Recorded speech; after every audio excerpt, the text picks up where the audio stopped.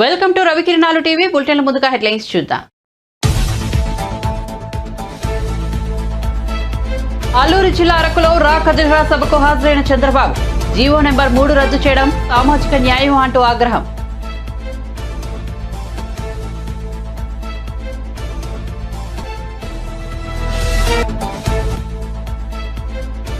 చంద్రబాబు స్థాయి నా స్థాయి ఒకటేనన్న కేసినేని నాని టీడీపీ 60% ఖాళీ అవుతుందని వ్యాఖ్య.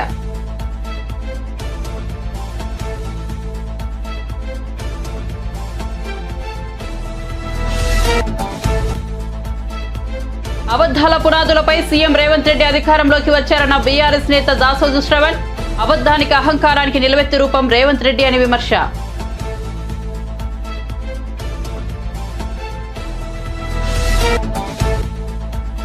$500 నోటుపై రాముడు ఫోటో ముద్రించారు. ఇది 100 కోట్ల హిందువుల డిమాండ్ అన్న రాజాసింగ్.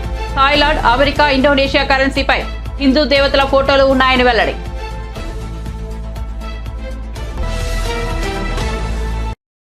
ఇక వార్త వివరాల్లోకి వెళ్తే టీడీపీ అధినేత చంద్రబాబు అల్లూరు సీతారామరాజు జిల్లా అరకులో రా కదిరా సభకు హాజరయ్యారు. ఈ సభలో ఆయన ప్రసంగిస్తూ సీఎం జగన్ పై విమర్శనాస్త్రాలు సంధించారు. సామాజిక న్యాయం చేస్తారని ఈ ముఖ్యమంత్రి గొప్పలు చెప్తున్నారు. జీవో నెంబర్ 3 రద్దు చేయడం సామాజిక న్యాయమా అని చంద్రబాబు నిలదీశారు. గిరిజన ప్రాంతాల్లోని ఉద్యోగ ఉపాధి అవకాశాలు స్థానికులకే లభించాలని భావించామని, తాను గతంలో ఇచ్చిన జీవో నెంబర్ 3ని ఎందుకు రద్దు చేశారో చెప్పాలని ప్రశ్నించారు. టీడీపీ అధికారంలోకి రాగానే జీవో నెంబర్ 3ను పునరుద్ధరిస్తామని చంద్రబాబు స్పష్టం చేశారు. గిరిజనుల పిల్లలు చదువుకోవడం జగన్కు ఇష్టం లేదని, ఈ కారణంతోనే ఎన్టీఆర్ విద్యోన్నతి పథకం రద్దు చేశారని విమర్శించారు. ప్రపంచంలో ఏ మూలాన చదువుకుంటున్నా గిరిజనులకు ఉపకార వేతనం లభించేదని, కానీ దాన్ని రద్దు చేశారని అన్నారు. జగన్ గిరిజనుల సహజ సంపదను కూడా దోచుకుంటున్నాడని ఆరోపించారు. తాము అరకులో కాఫీని ప్రమోట్ చేస్తే జగన్ గంజాయిని ప్రమోట్ చేశాడని మండిపడ్డారు. మాట్లాడితే నా ఎస్టీలు అంటాడు, కానీ గిరిజనులకు చెందిన 16 పథకాలు రద్దు చేశారని పేర్కొన్నారు. మిమ్మల్ని అడుగుతున్నా, 5 ఏళ్లలో ఒక్క మంచి పని మీకేమన్నా చేశారా అని మిమ్మల్ని అడుగుతున్నా, జరిగిందా అని మిమ్మల్ని అడుగుతున్నా. అందరికీ ఇచ్చినట్టు బటన్ నొక్కతానంటాడు తప్ప మా గిరిజనులకు నొక్కింది ఏమీ లేదు. ఈరోజు మీరు చూడండి, 16 పథకాలు గిరిజనుల కోసం ప్రత్యేకంగా పెట్టిన పథకాలని రద్దు చేసిన వ్యక్తి ఈ జగన్మోహన్ రెడ్డి. అయినా నా ఎస్టీలు అంటాడు. మాటలు మాత్రం కోటలు దాటుతాయి, చేష్టలు మాత్రం గడప కూడా దాటవు. ఇంకో పక్క మీరు చూస్తే ఈరోజు ఎన్టీఆర్ విద్యోన్నత పథకం రద్దు చేశాడా లేదా అంటే గిరిజన పిల్లలు చదువుకోవడం ఈ ముఖ్యమంత్రికి ఇష్టం లేదు. అదే ఆ రోజు మీరు చూస్తే నేను ఒకటి ఆలోచించాం, ఎక్కడైతే ట్రైబల్ వెల్ఫేర్ ఉందో, మీ స్కూల్స్ ఉన్నాయో, ఆ పిల్లల్ని ప్రత్యేకంగా చదివించి ఐఏఎస్ ఐపీఎస్ కూడా కోచింగ్ ఇప్పించి, ఇంకో పక్క ఐఐటి ఐఎం కోచింగ్ ఇప్పించి మిమ్మల్ని ముందుకు తీసేపేరుగా చేశాం. అది పోయింది. విదేశాలకి గిరిజన పిల్లలు ప్రపంచంలో ఎక్కడ చదువుకోవాలన్నా మీకు స్కాలర్షిప్లు ఇచ్చిన పార్టీ తెలుగుదేశం పార్టీ, అది కూడా తీసేశారు ఈరోజు. ఇంకో పక్క నైపుణ్యం కోసం శిక్షణా కేంద్రాలు పెడితే అవి తీసేసే పరిస్థితికి వచ్చారు. మా ఆడబిడ్డలు పెళ్లిళ్లు చేయాలంటే డబ్బులు లేకుండా అవస్థపడతా ఉంటే నేను ఒకటే ఆలోచించాను, గిరిపుత్రిక కళ్యాణ పథకం తీసుకొచ్చాను. వస్తామందా ఈరోజు? అది ఇస్తున్నారమ్మా మీకు? అది కూడా రద్దు చేసే పరిస్థితికి వచ్చారు. ఆ రోజు మన బిడ్డల కోసం మైదానంలో ఎక్కడున్నా భారతదేశంలో రాష్ట్రంలో బెస్ట్ అవైలబుల్ స్కూల్స్, మంచి స్కూల్లో మన పిల్లల్ని చదివించాలని, వీళ్ళు మట్టిలో మాణిక్యాలు, వీళ్ళని చదివిస్తే అందరితో సమానంగా అంటే కూడా ఇంకా ఎక్కువ ముందుకు పోతారనే ఉద్దేశంతో అన్ని స్కూల్స్ లో నేను అడ్మిషన్స్ ఇచ్చాను. ఇప్పుడు వస్తున్నాయా అని మిమ్మల్ని అడుగుతున్నా, ఒక్కరికి వచ్చాయని మిమ్మల్ని అడుగుతున్నా. ఇంకో పక్క కేంద్రం 60% గ్రాంట్ ఇస్తారు కొన్ని పథకాలకి. ట్రైకా ద్వారా డబ్బులు తీసుకొచ్చి కార్యక్రమాలు మనం చేయడానికి అవకాశం ఉంది. ఈ రోజు ఈ పెద్ద మనిషి ట్రైకార్ లో ఒక్క రూపాయి తీసుకోలేదు. అంటే 100 రూపాయలు ఖర్చు పెడితే 60 వాళ్ళు ఇస్తారు, మనం 40 పెట్టాలి. ఆ 40 పెట్టలేక మీ మీద ఇష్టం లేక 60 రూపాయలు కూడా వదిలించుకున్నాడంటే ఈయన ఒక ముఖ్యమంత్రి అని అడుగుతున్నా, పేదల వ్యక్తి అని మిమ్మల్ని అడుగుతున్నా. అవసరమైతే ఇంకా కొంత అప్పు తెచ్చినా సరే మా గిరిజనుల కోసం ఖర్చు పెడితే వాళ్ళు అభివృద్ధి అవుతారు. అలాంటి ధ్యాస లేని వ్యక్తి. మీ అందరూ ఒకటి గుర్తుపెట్టుకోవాలి, గిరిజన ప్రాంతంలో ఆ రోజు నేను మస్కిటోస్ ఎక్కువ దోమలు ఉంటాయనే ఉద్దేశంతో మస్కిటో నట్లు కూడా ఇచ్చా. మీకు జ్ఞాపకం చేసుకోవాలి, సమైక్య ఆంధ్రప్రదేశ్ లోనే మీకు పౌష్టికాహార లోపం ఎక్కువ ఉందనే ఉద్దేశంతో ఆ రోజుట్లోనే ఫుడ్ బాస్కెట్, ఒక ఎవరైతే బలహీనంగా ఉంటారో వాళ్ళకందరికీ ఒక ఫుడ్ బాస్కెట్ ఒకటి ఇచ్చి మిమ్మల్ని ఆదుకున్న ప్రభుత్వం తెలుగుదేశం ప్రభుత్వం. దాన్ని చేశారు. ఈ రోజు ఒకటి అడుగుతున్నా, ఏ ప్రభుత్వం అయినా సరే పేదవాళ్ళ ఆదాయం పెంచి ఖర్చులు తగ్గించాలి. ఈ ప్రభుత్వం పేదవాళ్ళ రక్తం తాగుతున్నారు తప్ప పేదవాళ్ళకి ఎక్కడా లాభం చేయడం లేదు. నేను ఆ రోజు ఆలోచించాను, ఈ పేదవాళ్ళు వాడే కరెంట్లో 200 యూనిట్లు విద్యుత్ శక్తి ఉచితంగా ఇవ్వాలని ఆ రోజు మీ అందరికి ఇచ్చామా లేదా అని అడుగుతున్నా. అదే మరిగా ఈ రోజు చూస్తే జగ్జీవన్ జ్యోతి పథకం కింద ఇచ్చిన విద్యుత్తుని పట్టణ ప్రాంతాల్లో తీసేశారు. గ్రామీణ ప్రాంతాల్లో కొన్ని నియమాలు పెట్టి, కండిషన్లు పెట్టి కోతలు పెట్టే పరిస్థితికి వచ్చారు. ఇంకో పక్క మీరు చూడండి, మొబైల్ అంబులెన్సెస్, ఇది కాకుండా దానికి ఫీడర్ అంబులెన్స్ పెట్టాం. ఆ రోజు ఎక్కడికి పోయినా రోడ్డు ఉన్నంత వరకు అంబులెన్స్ ఉంటుంది, రోడ్లు లేకపోతే స్కూటర్లే ఫీడర్ అంబులెన్స్లు పెట్టుకుని మీ యొక్క ఇంటి నుంచి నేరుగా హాస్పిటల్ తీసేపోయేట్టుగా ఆ రోజు ఏర్పాటు చేశాం. ఈ రోజు అవి కూడా తీసేసే పరిస్థితికి వచ్చారు. ఎక్కడా ఇవి లేవు. ఇంకో పక్క గిరిజనులకి 50 సంవత్సరాలకే పింఛన్లు ఇచ్చిన ఘనత తెలుగుదేశం పార్టీది, తెలుగుదేశం ప్రభుత్వంది. ఆ రోజు ఏం చెప్పాడు, 45 ఏళ్ళకి ఇస్తాడు. ఇచ్చాడా ఇప్పుడు మీకు అని అడుగుతున్నా. వచ్చిందని మిమ్మల్ని అడుగుతున్నా. మీరు ఇల్లు కట్టుకోవాలంటే 1,00,000 రూపాయలు అదనంగా మీకు ఆర్థిక సహాయం చేసిన ప్రభుత్వం. టీడీపీకి రాజీనామా చేసిన తర్వాతే తాను వైసీపీలో చేరానని విజయవాడ ఎంపీ కేశినేని నాని తెలిపారు. ముఖ్యమంత్రి జగన్ పిలవడంతో వెంటనే తాను వైసీపీలో చేరానని చెప్పారు. రాజకీయాల్లో చంద్రబాబు స్థాయి తన స్థాయి ఒకటేనని అన్నారు. నారా లోకేష్ స్థాయి తనతో పోల్చుకుంటే చాలా తక్కువని చెప్పారు. తెలుగుదేశం పార్టీ 60% ఖాళీ అవుతుందని తాను ఇప్పటికీ చెబుతున్నానని అన్నారు. కంచికచర్ల మండలం పెండ్యాలలో నిర్వహించిన ఒక కార్యక్రమంలో మాట్లాడుతూ ఆయన ఈ వ్యాఖ్యలు చేశారు. ఈ కార్యక్రమంలో ఆయనతో పాటు ఎమ్మెల్యే మొండితోక జగన్మోహన్ రావు, ఎమ్మెల్సీ మొండితోక అరుణ్ కుమార్ తదితరులు పాల్గొన్నారు. కేంద్రీయ విద్యాలయం అటువంటిది నందిగామకి కేంద్రీయ విద్యాలయం సాధించిన ఘనత మొండితోక జగన్మోహన్ రావు, అట్లాగే ఎమ్మెల్సీ అరుణ్ కుమార్ గారు. త్వరలో దానికి కూడా ప్రారంభం, అంతా బిల్డింగ్ రెడీ అయిపోయింది, పర్మిషన్స్ అన్ని వచ్చినాయి, అంతా కూడా రెడీ అయింది. త్వరలోనే దాన్ని ప్రారంభిస్తారు. అన్ని ప్రాంతాల నుంచి వచ్చిన వాళ్ళు జాయిన్ అవుతారు. దాని ఎంట్రన్స్ కూడా ఆల్ ఇండియా ఎంట్రన్స్ ఉంటుంది. ప్లస్ కేంద్ర ప్రభుత్వ ఉద్యోగులు, రాష్ట్ర ప్రభుత్వ ఉద్యోగులు పిల్లలందరూ ఉంటారు. అంటే నందిగామ పిల్లలు కూడా, పేద పిల్లలు కూడా ఉన్నత స్థాయిలో, ఢిల్లీ స్థాయిలో చదువు రావాలనేది డాక్టర్ గారి యొక్క ఆశయం.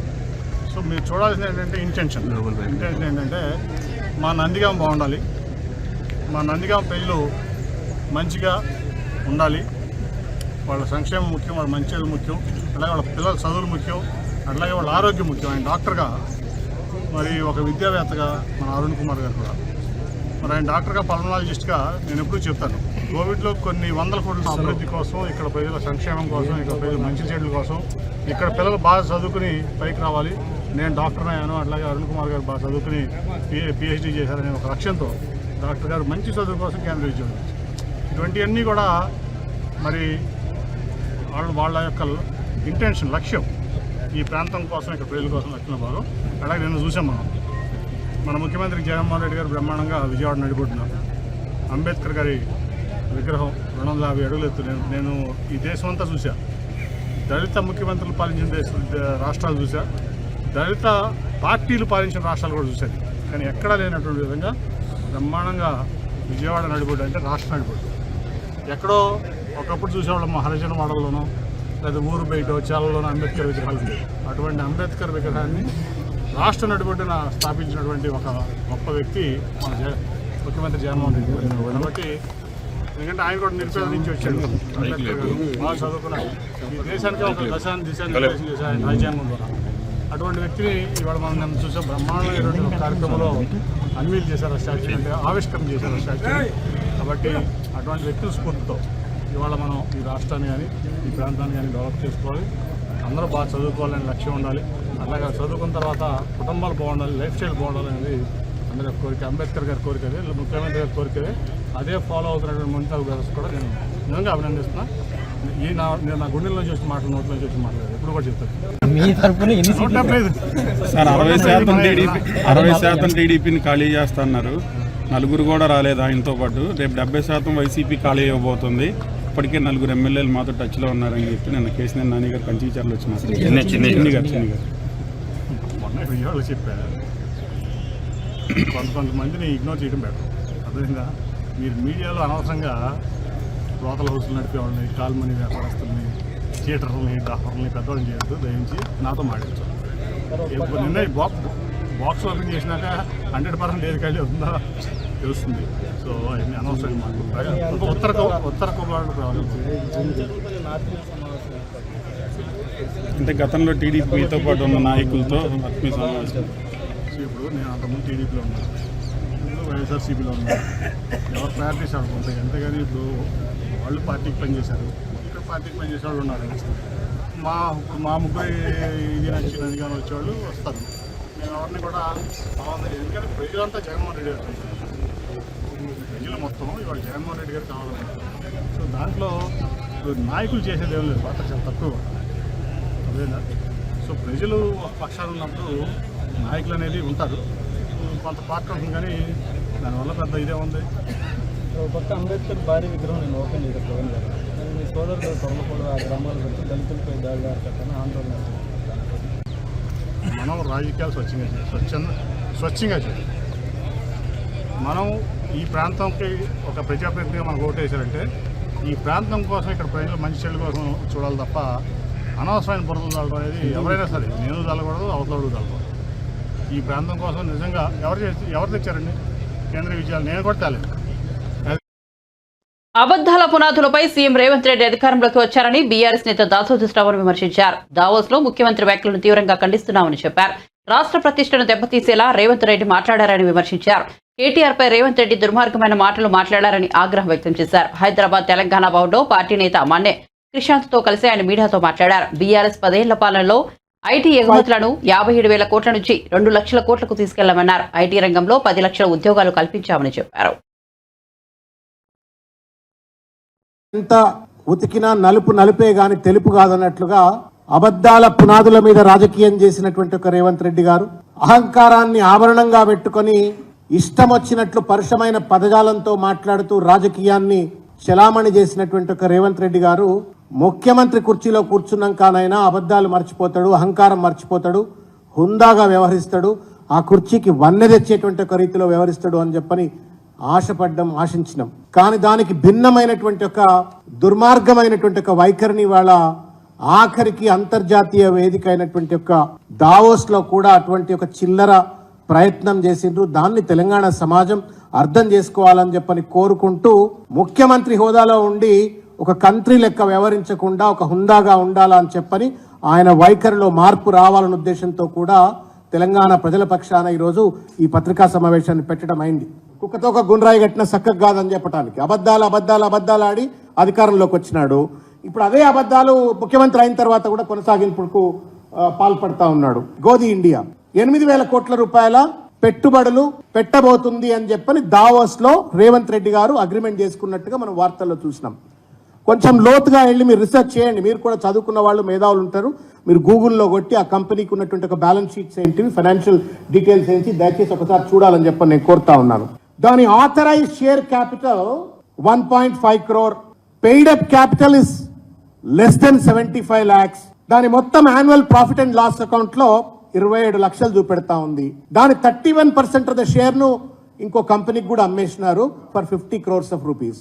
ఈ మొత్తం మీద 100-150 కోట్ల రూపాయల విలువ లేనటువంటి 1 కోటి రూపాయలు కూడా యాక్చువల్ ఆపరేటింగ్ రెవెన్యూ లేనటువంటి గోడి మీడియా 8,000 కోట్ల రూపాయల పెట్టుబడులు ఎట్లా తెలంగాణలో పెట్టబోతుందో రేవంత్ రెడ్డి గారు దయచేసి చెప్పండి. గోది ఇండియా చెట్ల మీద ఇస్తార్లు కుట్టినట్టుగా ఎట్లా మీరు ఈ లెక్కలు చెప్తా ఉన్నారో తెలంగాణ సమాజానికి దయచేసి అర్థం చేయించాలని చెప్పని ఈ సందర్భంగా నేను కోరుతా ఉన్నాను.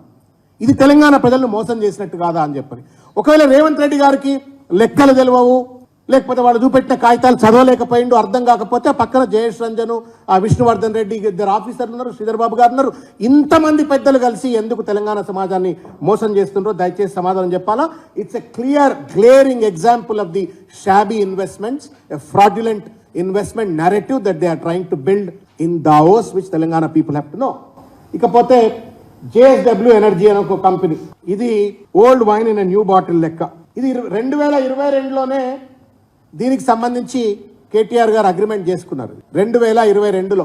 దాన్ని మళ్ళా మేము ఇప్పుడు కొత్తగా అగ్రిమెంట్ చేసుకుంటున్నామని చెప్పని వాళ్ళు చెప్తున్న 40,000 కోట్ల రూపాయల పెట్టుబడిలో ఇది కూడా ఒక మేజర్ పెట్టుబడి. ఇది ఆల్రెడీ 22లోనే అయిపోయింది దీని కథ. దీన్ని పట్టుకొచ్చి తెలంగాణ సమాజాన్ని మోసం చేసే ప్రయత్నం చేస్తున్నారు. ఇది గాడ్రేజ్ కంపెనీ, ఇది జనవరి 23లో అగ్రిమెంట్ అయిపోయింది, 1 year బ్యాక్. దీన్ని దావోస్లో కొత్తగా చేసుకొని మేము కొత్తగా 40,000 కోట్ల పెట్టుబడిలో ఇది భాగం అని చెప్పని గాడ్రేజ్ సంబంధించిన దాన్ని మోసం చేస్తూ ఉన్నారు. దీనికి సంబంధించిన ట్వీట్ కూడా కేటీఆర్ గారు 16/1/23 నాడు ఆయన ట్వీట్ కూడా చేసినారు. Godrej Agrovet Limited, one of the largest edible oil developers in India, has recently announced a 250 crore investment in Telangana to set up a palm oil processing plant in Khammam. ఇది 1 year కింద కథ. దీన్ని కొత్తగా రేవంత్ రెడ్డి గారు ఏదో కొండంద వెల్కన్ పట్టినట్టుగా నేను ఇప్పుడు కొత్తగా తెచ్చిన అని చెప్పని రేవంత్ రెడ్డి గారు తప్పుదో పట్టించే ప్రయత్నం చేస్తున్నారు. This is yet another company, Webex అని చెప్పని. ఇది కూడా గతంలోనే అక్టోబర్లో 5th అక్టోబర్ నాడు దీనికి సంబంధించిన పెట్టుబడులు తెలంగాణ పెడతామని చెప్పని అగ్రిమెంట్లు అయిపోయినాయి. ఇట్లా తెలంగాణ సమాజాన్ని మోసం చేసేటువంటి ఒక ఔచిత్యం రేవంత్ రెడ్డి గారికి ఎవరిచ్చిండ్రు అని చెప్పని ఈరోజు నేను ప్రశ్నిస్తా ఉన్నాను. ఇది మోసం కాదా రేవంత్ రెడ్డి గారు అని చెప్పని ప్రశ్నిస్తా ఉన్నాను. టీడీపీ అధినేత చంద్రబాబుపై ఏపీ మంత్రి రోజా మరోసారి విరుచుకుపడ్డారు. అంబేద్కర్ విగ్రహాన్ని తాకే అర్హత కూడా చంద్రబాబుకు లేదని ఆమె అన్నారు. ఎస్సీలుగా ఎవరైనా పుట్టాలని అనుకుంటున్నారా అన్న చంద్రబాబుకు నైతిక అర్హత లేదని చెప్పారు. 100 అడుగుల అంబేద్కర్ విగ్రహం పెడతామని చెప్పి చంద్రబాబు మాట తప్పారని, అంబేద్కర్ విగ్రహం కాళ్లు పట్టుకుని ఆయన క్షమాపణలు చెప్పాలని డిమాండ్ చేశారు. అద్భుతమైన అంబేద్కర్ విగ్రహాన్ని విజయవాడ నడిబొడ్డున సీఎం జగన్ ఏర్పాటు చేశారని రోజా కొనియాడారు. అంబేద్కర్ ఆశయాలను జగన్ కొనసాగిస్తున్నారని చెప్పారు. మన దేశంలో ఏ ముఖ్యమంత్రి చేయని సామాజిక న్యాయాన్ని జగన్ చేస్తున్నారని అన్నారు. జగన్ కు వస్తున్న ప్రజాదరణను చూసి ఓర్వలేక పచ్చ మీడియా పిచ్చిరాతలో రాస్తోందని దుయ్యబట్టారు. అనేది నిన్న మీటింగ్ తో పూర్వమే కాకుండా ఆయన ఏ వర్గాలకైతే అండగా నిలబడ్డాడో ఆ ఎస్సీ, ఎస్టీ, బీసీ, మైనారిటీ మహిళల్ని కూడా అవమానించినట్టే. కాబట్టి వారందరూ కూడా ఆ ఛానల్ని, ఆ పత్రికల్ని బాయ్కాట్ చేసి ఆ పార్టీ ఏదైతే సపోర్ట్ చేస్తున్నారో వాళ్ళు ఆ ప్రతిపక్షాలని కూడా తరిమి కొట్టాలని ఈ సందర్భంగా కోరుకుంటున్నా.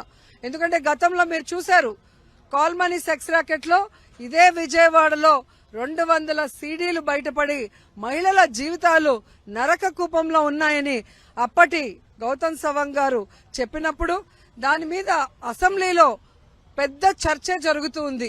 నన్ను కూడా అప్పుడు సస్పెండ్ చేసిన విషయం మీ అందరికీ గుర్తుంది.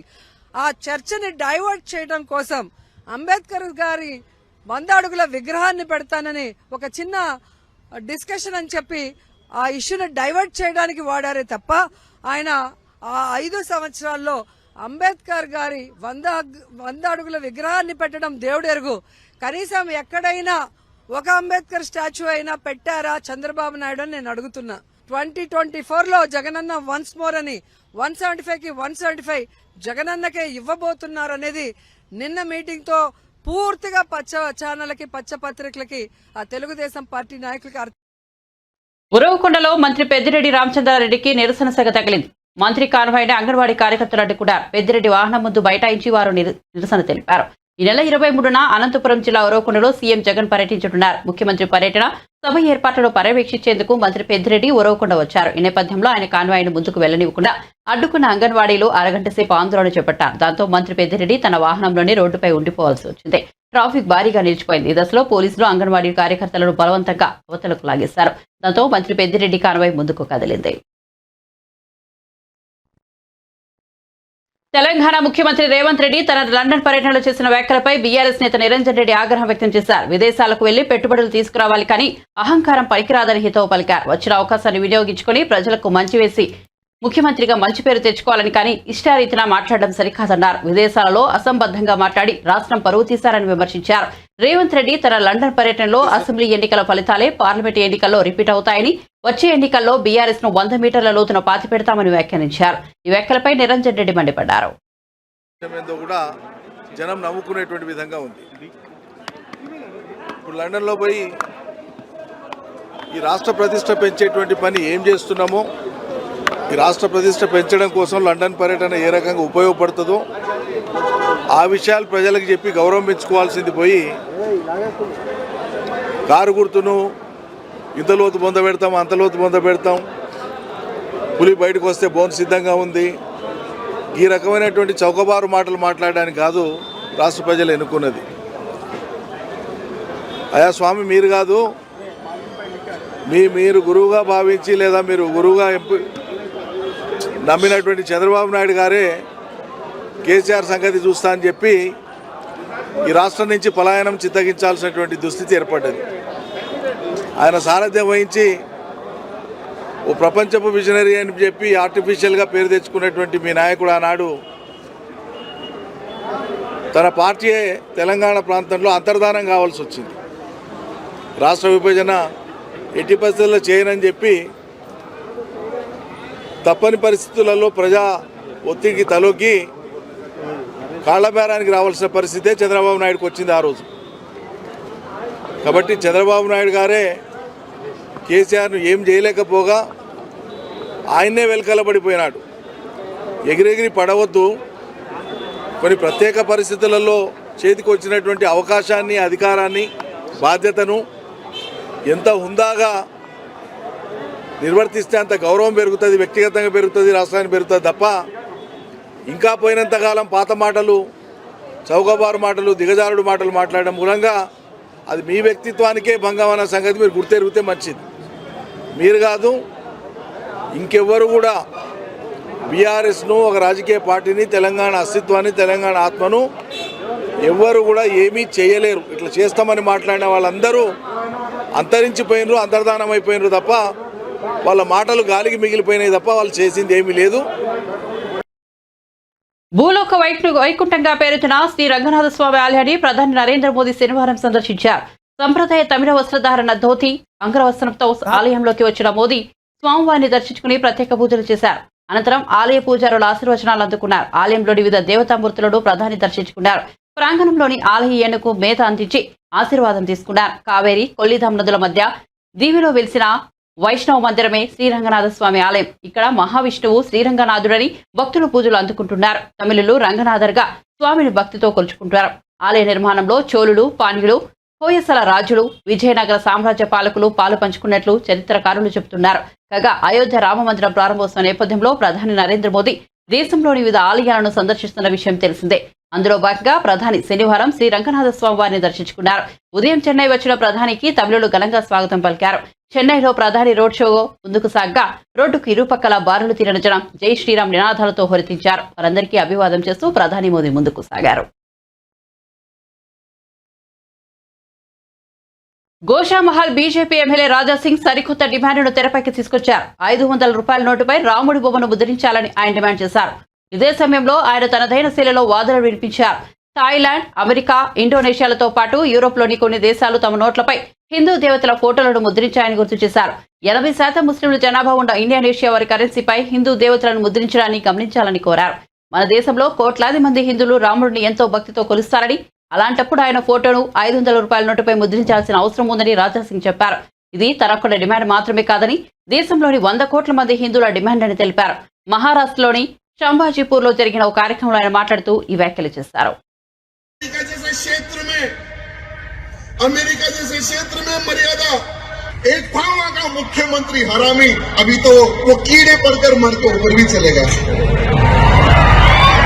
मुलायम सिंह कईयों राम भक्तों ने भगवा चोला बनकर के देखेंगे कौन रोकता है, सीना तान कर चले गए, संतों के ऊपर गोली चलवाई। नौजवानों के ऊपर गोली चलवाई, राम भक्त वो समय पर मारे गए, 2000 राम भक्त। ये मुलायम सिंह, उन्हें लाश नहीं मिली, उतना पाप मुलायम सिंह ने किया था, लेकिन फिर भी वहां का राम भक्त नहीं डरा मेरे भाइयों, वहां का राम भक्त नहीं डरा, फिर एक बार सीना तान कर आगे बढ़ा और जो अयोध्या पे लगे हुए कलंक को मिटा दिया। एएसआई का सर्वे हुआ, सर्वे में ये पता चला कि यहां पर कई 100 साल पहले राम मंदिर था, जिसको तोड़कर इनलीगल ढांचा बनाया गया। सारी दुनिया देखी ऐसा राम मंदिर बना है अयोध्या में। अब लोग आज नहीं तो कल जाइए और रामलला के दर्शन कीजिए। योगी आदित्यनाथ जी से यहाँ एक निधि, राम मंदिर निर्माण सभी के परिवारों को आइडेंटिफाई किया जाए, उनके परिवार के लोगों को गवर्नमेंट नौकरियां दिया जाए, मंदिर के प्रांगण में कोई काम दिया जाए, मंदिर के प्रांगण में बहुत बड़ी बड़ी दुकानें लगेगी, वो दुकानें उनको दिया जाए, क्योंकि आज पूरे भारत का सबसे बड़ा पर्यटक क्षेत्र हमारा अयोध्या धाम बन चुका है। లోక్సభ ఎన్నికల్లో బీజేపీ సత్తా చాటుతుందని ఆ పార్టీ నేత రఘునందన్ రావు అన్నారు. తెలంగాణ రాష్ట్రంలో మెజార్టీ సీట్లు గెలుస్తామని ధీమా వ్యక్తం చేశారు. మాజీ సీఎం కేసీఆర్, మాజీ మంత్రులు కేటీఆర్, హరీష్ రావు, కవిత, సంతోష్ రావు ఎవరు పోటీ చేసినా గెలవరని పేర్కొన్నారు. పార్లమెంట్ ఎన్నికల్లో బీఆర్ఎస్ పార్టీ బిగ్ జీరోగా నిలవనుందని జోస్యం చెప్పారు. మాజీ మంత్రి హరీష్ రావుపై రఘునందన్ రావు ఆగ్రహం వ్యక్తం చేశారు. తెలంగాణ రాష్ట్రంలో ఉన్నటువంటి ప్రాజెక్టులని అప్పగించుతున్నారు, దానివల్ల నష్టం జరుగుతుంది. భవిష్యత్తులో కృష్ణా జలాలలో తెలంగాణగా బీఆర్ఎస్ పార్టీ నాయకుల్ని, మాజీ మంత్రిని హరీష్ రావు గారిని సూటిగా ఒక ప్రశ్న అడగదలుచుకున్నాను. 2014 నుంచి 2019 మధ్యలో నరేంద్ర మోడీ గారు ప్రధానమంత్రిగా ఉన్నప్పుడు, ఉమాభారతి గారు కేంద్ర జలవనరుల శాఖ మంత్రిగా ఉన్నప్పుడు కృష్ణా నదీ జలాల పంపకానికి సంబంధించి కేంద్రంలో ఉమాభారతి గారి సమక్షంలో కృష్ణా నదీ జలాల పంపకానికి సంబంధించి జరిగిన మీటింగ్కి ఆంధ్రప్రదేశ్ ముఖ్యమంత్రి హోదాలో చంద్రబాబు నాయుడు గారు, తెలంగాణ రాష్ట్ర ముఖ్యమంత్రి హోదాలో చంద్రశేఖరరావు గారు హాజరై 299 టీఎంసీల కృష్ణా జలాలు మాకు చాలు అని సంతకం పెట్టినటువంటి మాట నిజమా అబద్ధం అనేది ఒకసారి హరీష్ రావు గారు చెప్పారు. If I'm not wrong and subject to correction, September 2016 లేదా నవంబర్ 2016లో కేంద్ర జలవనరుల శాఖ మంత్రి సమక్షంలో ఇద్దరు చంద్రులు ముఖ్యమంత్రుల హోదాలో పోయి సంతకం పెట్టింది. ఏమని?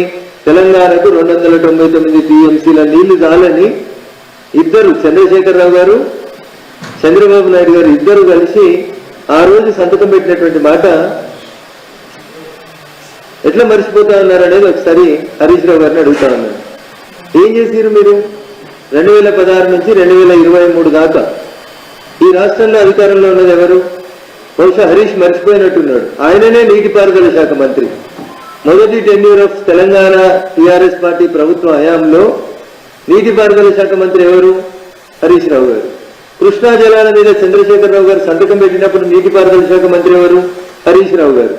ఇవన్నీ మరిచిపోయి ఏదో మంచి జరిగినన్ని రోజులు మేం చేసినాం, ఎలక్షన్లు రాగానే కేంద్ర ప్రభుత్వాన్ని తిట్టాలి, బీజేపీని తిట్టాలి, బీజేపీని బదనాం చేయాలి. దుబ్బాకల ఉప ఎన్నిక రాగానే మోటార్లకు మీటర్లు వస్తాయి. వచ్చినాయా మోటార్లకు మీటర్లు? 2020 నవంబర్లో స్టార్ట్ అయింది ఆ పంచాయతీ. 2020 నవంబర్ లోపల పంచాయతీ స్టార్ట్ అయితే ఈ రోజు దాకా ఎక్కడన్నా మోటార్లకు మీటర్లు అనేటువంటి పంచాయతీ జరిగిందా తెలంగాణలో? జరగలేదు. కానీ చెప్పడం ఏం చెప్తారు? ఎన్నికలు రాగానే బీజేపీ తెలంగాణకు అన్యాయం చేస్తుంది. బులెటిన్ ముగించే ముందు హెడ్లైన్స్ మరోసారి చూద్దాం. అల్లూరు జిల్లా అరకులో రా కదిరరా సభకు హాజరైన చంద్రబాబు. జీవో నెంబర్ 3 రద్దు చేయడం సామాజిక న్యాయమా అంటూ ఆగ్రహం.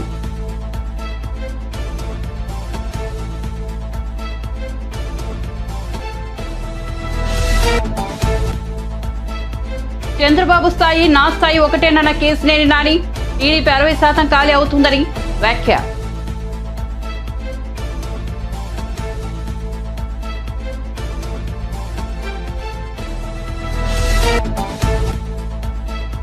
అబద్ధాల పునాదులపై సీఎం రేవంత్ రెడ్డి అధికారంలోకి వచ్చారన్న బీఆర్ఎస్ నేత దాసోజు శ్రవణ్. అబద్ధానికి అహంకారానికి నిలువెత్తు రూపం రేవంత్ రెడ్డి అని విమర్శ.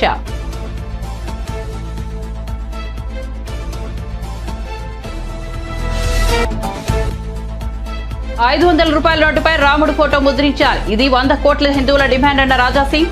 థాయిలాండ్, అమెరికా, ఇండోనేషియా కరెన్సీపై హిందూ దేవతల ఫోటోలు ఉన్నాయని వెల్లడి.